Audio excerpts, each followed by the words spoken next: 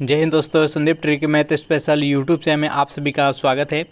Bihar police constable नई भर्ती 2023 ये प्रैक्टिस सेट नंबर 118 है। इससे पहले प्रैक्टिस सेट नंबर 1 से लेकर 117 तक नहीं देखे होंगे तो उसके लिए प्लेलिस्ट बना दी है, वहाँ से अगर आप सारी वीडियो एक एक करके देख सकते हैं। इसमें हम सामान्य ज्ञान का 40 महत्वपूर्ण प्रश्न देखेंगे, तो इस वीडियो को अंत तक देखिएगा। वीडियो स्टार्ट करते हैं और चलते हैं हम प्रश्न की तरफ।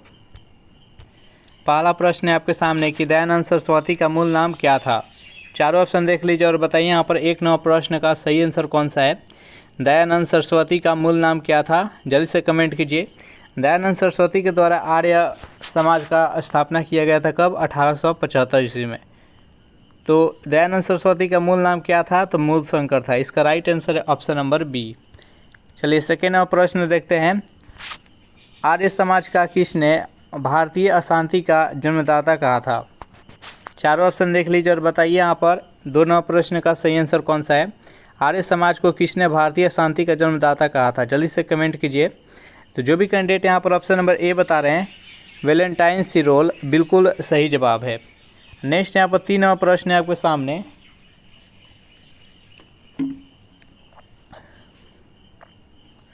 तृतीय बौद्ध संगति का आयोजन कहाँ हुआ था। राजगिरी में, वैशाली में, पाटलिपुत्र और कुंडन वन। बताइए यहाँ पर 3 नंबर प्रश्न का सही आंसर कौन सा है। तृतीय बौद्ध संगति कहाँ पर आयोजन किया गया था, तो इसका राइट आंसर है ऑप्शन नंबर सी, पाटलिपुत्र में। देखिए पहला बौद्ध संगति कब हुआ था, तो 483 ईस्वी में, याद रखिएगा। देखिए महात्मा बुद्ध का मृत्यु कब हुआ था, 483 ईस्वी में। और पहला बौद्ध संगति कब हुआ था, तो 483 ईस्वी में। उस टाइम किसके शासनकाल में हुआ था, तो अजातशत्रु के। अजातशत्रु किस वंश के थे, तो ये हर्यक वंश के थे, याद रखिएगा। उस टाइम उसका अध्यक्ष कौन थे, तो महाकश्यप। ये महत्वपूर्ण प्रश्न बनता है यहाँ पर, इस सभी एक एक प्रश्न को ध्यान में रखिएगा। कहाँ पर हुआ था पहला, तो राजगिरी में हुआ था। सेकेंड देखते हैं, सेकेंड बौद्ध संगति कहाँ पर हुआ था, तो सेकेंड बौद्ध संगति कलाशों के शासनकाल में, जो कि शिशुनाग वंश के थे। 383 ईस्वी में हुआ था, ईसा पूर्व याद रखिएगा। सॉरी, उस टाइम बताए थे 483 ईसा पूर्व, ये 383 ईसा पूर्व। ये कहाँ पर हुआ था, तो ये वैशाली में होता। द्वितीय कहाँ हुआ था, तो वैशाली में। नेक्स्ट यहाँ पर 3 नंबर कहाँ पर हुआ था, तो ये पाटलिपुत्र में। उस टाइम किसके शासनकाल में हुआ था, तो ये सम्राट अशोक के शासनकाल में, जो कि मौर्य वंश के थे। कब हुआ था, तो 251 ईसा पूर्व में। नेक्स्ट यहाँ पर चौथा बौद्ध संगति कब हुआ था, तो 72 ईसा पूर्व में हुआ था। किसके शासनकाल में, तो कनिष्क के। कहाँ हुआ था, तो कुंडनवन के। उसके अध्यक्ष कौन थे, तो वसुमित्र इसके अध्यक्ष थे। और उपाध्यक्ष कौन थे, तो अश्वघोष, याद रखिएगा, अश्वघोष इसका उपाध्यक्ष थे। 4 नंबर प्रश्न है आपके सामने कि 16 महान जनपदों की सूची किस में सम्मिलित है। चारों ऑप्शन देख लीजिए और बताइए यहाँ पर 4 नंबर प्रश्न का सही आंसर कौन सा है। 16 महाजनपदों की सूची किस में सम्मिलित है, जल्दी से बताइए। तो जो भी कैंडिडेट यहाँ पर ऑप्शन में ए बता रहे हैं, अंगुत्तर निकाय, बिल्कुल सही जवाब है। 5 नंबर प्रश्न है आपके सामने कि राज्यसभा की प्रथम महिला महासचिव कौन थी। प्रतिभा पाटिल, अमृता कौर, अमृता पटेल और BS रामादेवी। बताइए यहाँ पर 5 नंबर प्रश्न का सही आंसर कौन सा है। तो जो भी कैंडिडेट यहाँ पर ऑप्शन नंबर डी के साथ जा रहे हैं, बिल्कुल सही जवाब है। 6 नंबर प्रश्न है आपके सामने कि दूरदर्शन द्वारा प्रायोजित पहला धारावाहिक सीरियल कौन था। योग दर्शन, कहानी घर घर की, हम लोग और प्रेम। बताइए 6 नंबर प्रश्न का सही आंसर कौन सा है। तो जो भी कैंडिडेट यहाँ पर ऑप्शन नंबर सी के साथ जा रहे हैं, हम लोग, बिल्कुल सही जवाब है। 7 नंबर प्रश्न है आपके सामने कि 1857 के विद्रोह के समय ब्रिटिश प्रधानमंत्री कौन था। माइकल चैथर, लॉर्ड पामस्टर्न, विंस्टन चर्चिल और बालकोल। बताइए यहाँ पर 7 नंबर प्रश्न का सही आंसर कौन सा है। 1857 के विद्रोह के समय ब्रिटिश प्रधानमंत्री कौन था। तो जो भी कैंडिडेट यहाँ पर ऑप्शन नंबर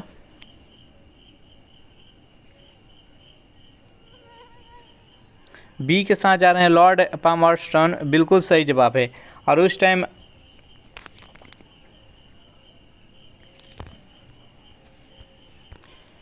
भारत के वायसराय कौन था, तो लॉर्ड कैनिंग, याद रखिएगा। नेक्स्ट यहाँ पर 8वां प्रश्न है आपके सामने कि सूर्य हमारे सौरमंडल का केंद्र है, इसे किसने प्रतिपादित किया था? कोपरनिकस ने, आर्यभट्ट ने, गैलीलियो ने और मैगलन ने।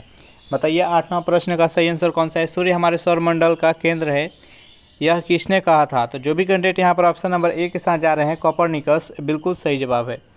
सेशन आपको अच्छा लग रहा है तो वीडियो को लाइक अपने दोस्तों के पास शेयर कर दे। अभी तक इस चैनल को सब्सक्राइब नहीं किए होंगे तो चैनल को फटाफट सब्सक्राइब कर ले। 9वां प्रश्न है कि न्यूनतम नगरीकृत राज्य कौन सा है, यानी कौन सा राज्य है जिसमें नगर की संख्या बहुत ही कम है? बिहार, हिमाचल प्रदेश, त्रिपुरा और अरुणाचल प्रदेश। बताइए यहाँ पर 9वां प्रश्न का सही आंसर कौन सा है? तो जो भी कैंडिडेट यहाँ पर ऑप्शन नंबर बी के साथ जा रहे हैं, हिमाचल प्रदेश, बिल्कुल सही जवाब है। नेक्स्ट यहाँ पर 10वां प्रश्न है कि भारत में नहरों का सबसे बड़े जाल के निर्माण के लिए कौन विख्यात है? इब्राहिम लोदी, अलाउद्दीन खिलजी, सिकंदर लोदी, फिरोज शाह तुगलक। बताइए यहाँ पर 10वां प्रश्न का सही आंसर कौन सा है?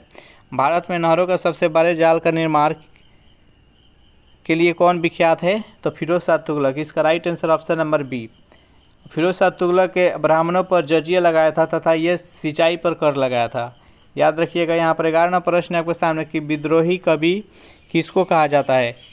काजी नजरुल इस्लाम को, रशखान को, घनानंद को और फैजी को। बताइए 11वां प्रश्न का सही आंसर कौन सा है? विद्रोही कवि किसको कहा जाता है?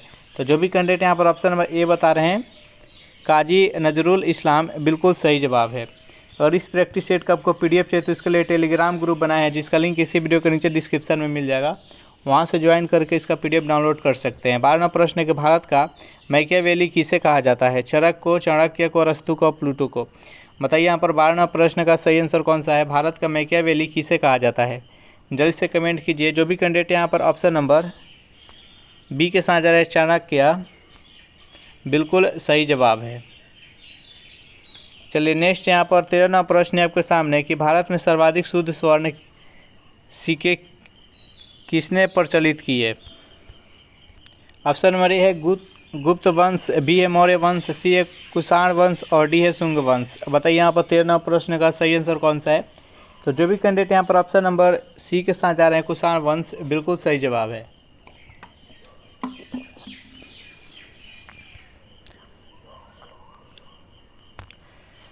चौदहवां प्रश्न है आपके सामने कि भूमि देने की सामंती प्रथा किसने प्रारंभ की थी? हर्षवर्धन ने, कनिष्क ने, अजातशत्रु ने और पुलकेशिन द्वितीय ने। बताइए 14वां प्रश्न का सही आंसर कौन सा है? भूमि देने की सामंती प्रथा किसने प्रारंभ की थी? हर्षवर्धन ने। हर्षवर्धन के शासनकाल में ही वैन-सॉन्ग आया था भारत, याद रखिएगा। नेक्स्ट यहाँ पर 15वां प्रश्न है आपके सामने कि राजस्व सिद्धांत की स्थापना करने वाला पहला शासक कौन था? इल्तुतमिश था, रजिया सुल्तान था, बहराम शाह था और बलवन था। बताइए यहाँ पर 15वां प्रश्न का सही आंसर कौन सा है? तो राजस्व सिद्धांत की स्थापना करने वाला पहला शासक कौन था? तो इसका राइट आंसर है ऑप्शन नंबर डी, बलवन। बलवन ने एक त्यौहार शुरू किया था जिसका नाम था नौरोज, जो कि फारसी का नए वर्ष के शुभ अवसर पर नौरोज त्यौहार मनाया जाता था। इल्तुतमिश गुलाम वंश का वास्तविक संस्थापक था और ये बगदाद के खलीफा से 1229 ईस्वी में सुल्तान को उपाधि प्राप्त किया था। रजिया सुल्तानी प्रथम महिला शासिका थी दिल्ली सल्तनत की। चलिए नेक्स्ट यहाँ पर 16वां प्रश्न आपके सामने कि विक्टोरिया जलप्रपात का संबंध किस नदी से है? जेम्बेंजी नदी, नील नदी, अमेजन नदी और बोल्गा नदी। बताइए यहाँ पर 16वां प्रश्न का सही आंसर कौन सा है? विक्टोरिया जलप्रपात का संबंध किस नदी से है? जल्दी से कमेंट कीजिए। जो भी कैंडिडेट यहाँ पर ऑप्शन नंबर ए बता रहे हैं, जेम्बेंजी नदी, बिल्कुल सही जवाब है। सेशन आपको अच्छा लग रहा है तो वीडियो को लाइक अपने दोस्तों के पास जल्दी से शेयर कर दे। नेक्स्ट यहाँ पर 17वां प्रश्न है, भारत के 1 अरबवें शिशु का नाम क्या है? यानी काउंट किया जाए तो 1 अरबवें नंबर पर वह कौन सा शिशु का जन्म हुआ था, उसका नाम क्या था आपको बताना है। संज्ञोता, आस्था, चांदनी और संगीता। बताइए यहाँ पर 17वां प्रश्न का सही आंसर कौन सा है?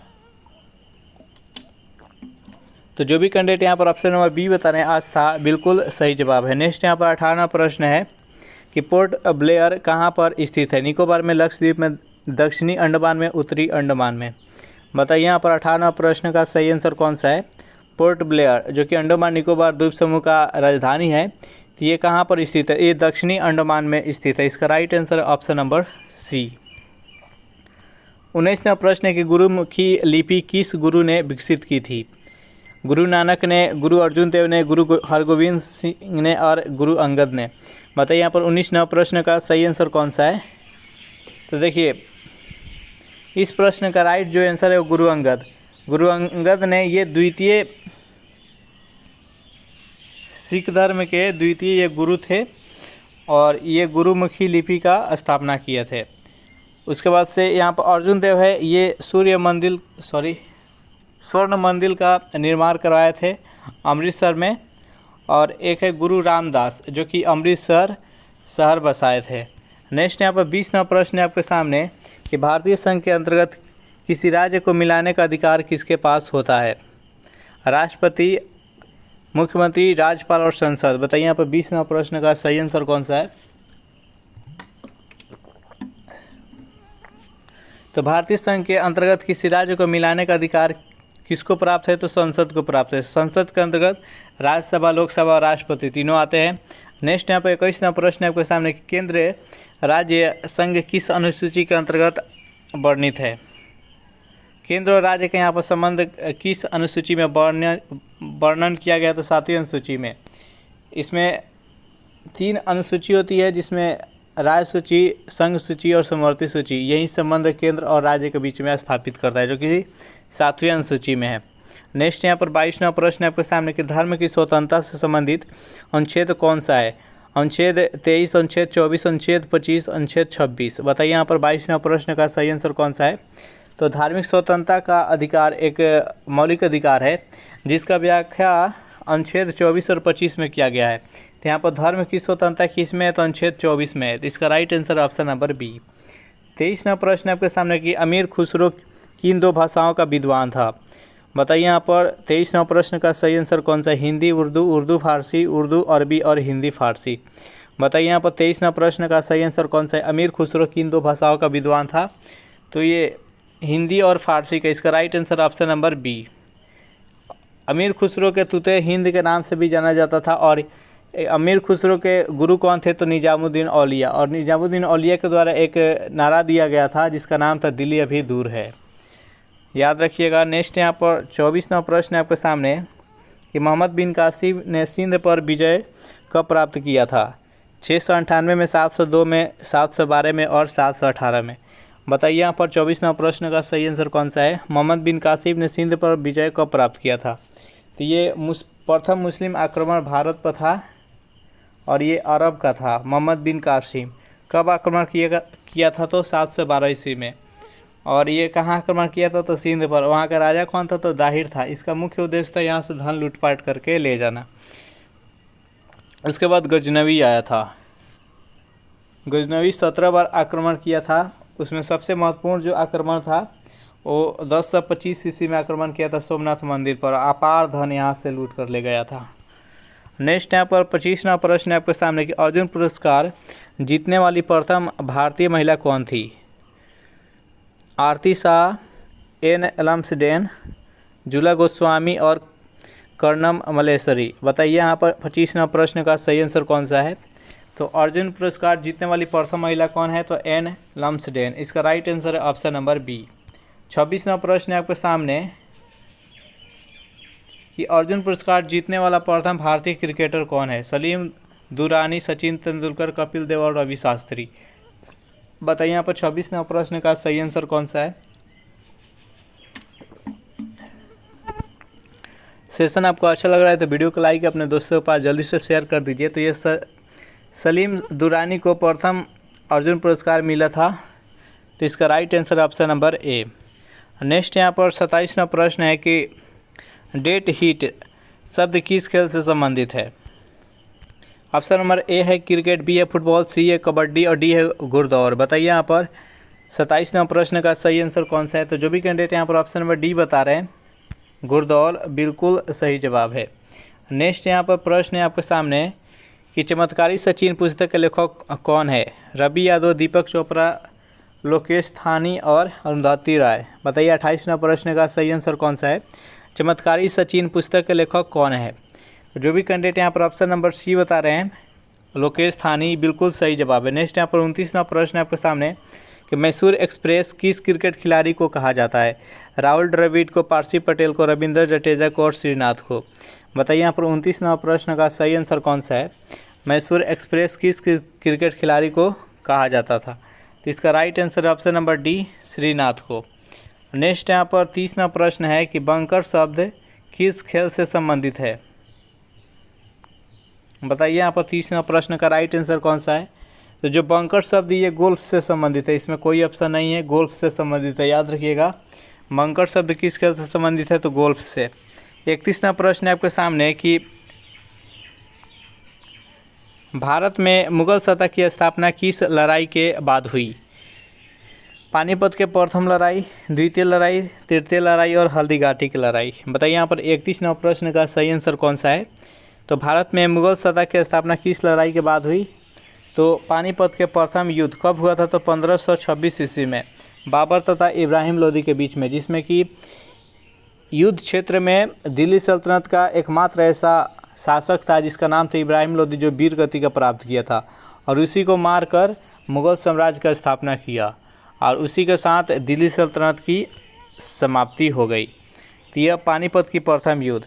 बाबर के द्वारा कुछ महत्वपूर्ण युद्ध लड़ा गया था, वो जान लेते हैं। पानीपत का प्रथम युद्ध इब्राहिम लोदी और बाबर के बीच में हुआ था, जिसमें बाबर विजय प्राप्त किया था। उसका 1527 ईस्वी में खानवा की युद्ध हुआ था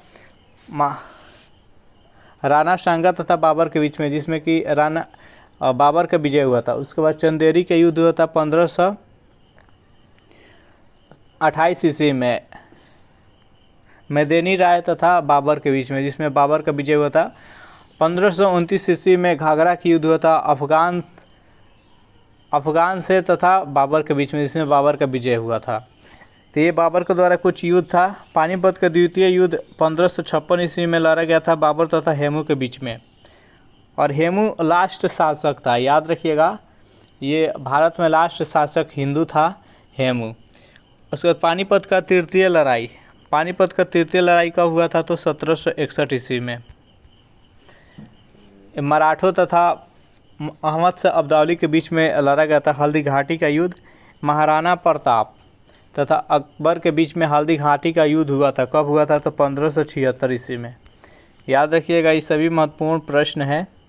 नेक्स्ट यहाँ पर 32वां प्रश्न आपके सामने कि जहांगीर के दरबार में जेम्स प्रथम का राजदूत कौन था? चारों ऑप्शन देख लीजिए और बताइए यहाँ पर 32वां प्रश्न का सही आंसर कौन सा है? तो जहांगीर के दरबार में जेम्स प्रथम का राजदूत कौन था? तो सर थॉमस रो था। तो इसका राइट आंसर है ऑप्शन नंबर ए। चलिए नेक्स्ट यहाँ पर 33वां प्रश्न आपके सामने कि इस्लाम का सबसे बड़ा शत्रु किसे कहा जाता है? कीर्तिवर्मन देव को, दंती दुर्ग को, धीराज को और राजपूत राजा धंग को। बताइए यहाँ पर 33वां प्रश्न का राइट आंसर कौन सा है? तो जो भी कैंडिडेट यहाँ पर ऑप्शन नंबर डी बता रहे हैं, राजपूत राजा धंग, बिल्कुल सही जवाब है।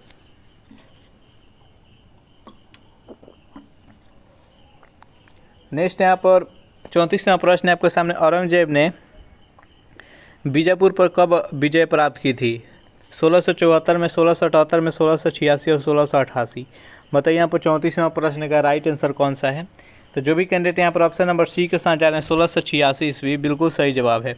35वां प्रश्न है आपके सामने, किस मुगल सम्राट के शासनकाल में उपनिषद का फारसी में अनुवाद हुआ था? अकबर के, जहांगीर के, शाहजहाँ के, औरंगजेब के। बताइए यहाँ पर 35वां प्रश्न का सही आंसर कौन सा है? किस मुगल सम्राट के शासनकाल में उपनिषद का फारसी में अनुवाद हुआ था? तो ये दारा शिकोह के द्वारा किया गया था फारसी में अनुवाद। और दारा शिकोह किसका पुत्र था? तो ये शाहजहाँ का था। किसके शासनकाल में? तो शाहजहाँ का। इसका राइट आंसर है ऑप्शन नंबर सी। 36वां प्रश्न है आपके सामने, जिम्नास्टिक खेल में प्रत्येक पक्ष में कितने खिलाड़ी होते हैं? 6, 7, 8 और 9। बताइए यहाँ पर 36वां प्रश्न का राइट आंसर कौन सा है? तो जिम्नास्टिक जो खेल होता है उसमें प्रत्येक टोटल 8 प्लेयर होता है, लेकिन उसमें से 6 ही प्लेयर खेलते हैं और 2 अतिरिक्त रहता है। तो इसका एक पक्ष में कितना हो गया? तो 8। इसका right answer option number C. 37वां प्रश्न है आपके सामने, एयरफोर्स फ्लाइंग कॉलेज कहाँ पर स्थित है? श्रीहरिकोटा में, जोधपुर में, कानपुर में और नागपुर में। बताइए यहाँ पर 37वां प्रश्न का राइट आंसर कौन सा है? जल्दी से कमेंट कीजिए।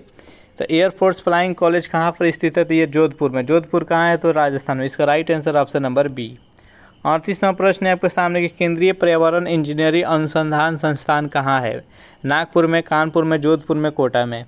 बताइए 38वां प्रश्न का राइट आंसर कौन सा है? केंद्रीय पर्यावरण इंजीनियरिंग अनुसंधान संस्थान कहाँ पर स्थित है? तो जो भी कैंडिडेट यहाँ पर ऑप्शन नंबर ए बता रहे हैं नागपुर, बिल्कुल सही जवाब है। नेक्स्ट यहाँ पर 39वां प्रश्न है आपके सामने कि दिल्ली का प्रथम सुल्तान कौन था जिसने दक्षिण भारत को पराजित करने का प्रयास किया था? मोहम्मद बिन तुगलक ने, जलालुद्दीन खिलजी ने, सिकंदर लोदी ने और अलाउद्दीन खिलजी ने। बताइए यहाँ पर 39वां प्रश्न का सही आंसर कौन सा है? तो जो भी कैंडिडेट यहाँ पर ऑप्शन नंबर डी के साथ जा रहे हैं, अलाउद्दीन खिलजी, बिल्कुल सही जवाब है। इसका एक सेनापति था जिसका नाम था मलिक गाफूर, उसकी मदद से दक्षिण भारत पर यह कुछ हद तक विजय प्राप्त कर लिया था, काफ़ी ज़्यादा राज्यों को ये जीत लिया था। उसके बाद यहाँ पर मोहम्मद बिन तुगलक के शासनकाल में सबसे अधिक दिल्ली सल्तनत का विस्तार हुआ था और ये दिल्ली सल्तनत के जितने भी शासक थे सबसे अधिक ये पढ़े लिखे और विद्वान थे। जलालुद्दीन खिलजी, ये खिलजी वंश के संस्थापक थे। खिलजी वंश की स्थापना कब की है? तो यह 1290 ईस्वी में। सिकंदर लोदी आगरा शहर को बसाया था, याद रखिएगा। नेक्स्ट क्वेश्चन देखते हैं। क्वेश्चन अब समाप्त हो गया। अलाउद्दीन खिलजी एक अलाही दरवाज़ा बनवाया था, याद रखिएगा, पूछता है अलाही दरवाज़ा किसने बनाया था? तो अलाउद्दीन खिलजी ने। इस प्रकार से टोटल 39 प्रश्न देखे इस प्रैक्टिस सेट में। सेशन आपको कैसा लगा जरूर कमेंट करके बताइएगा। वीडियो आपको अच्छा लगा हो तो वीडियो को लाइक करें, अपने दोस्तों के पास शेयर कर दें और अभी तक इस चैनल को सब्सक्राइब नहीं किए होंगे तो फटाफट चैनल को सब्सक्राइब कर लें। Thanks for watching this video. मिलते हैं नेक्स्ट वीडियो में।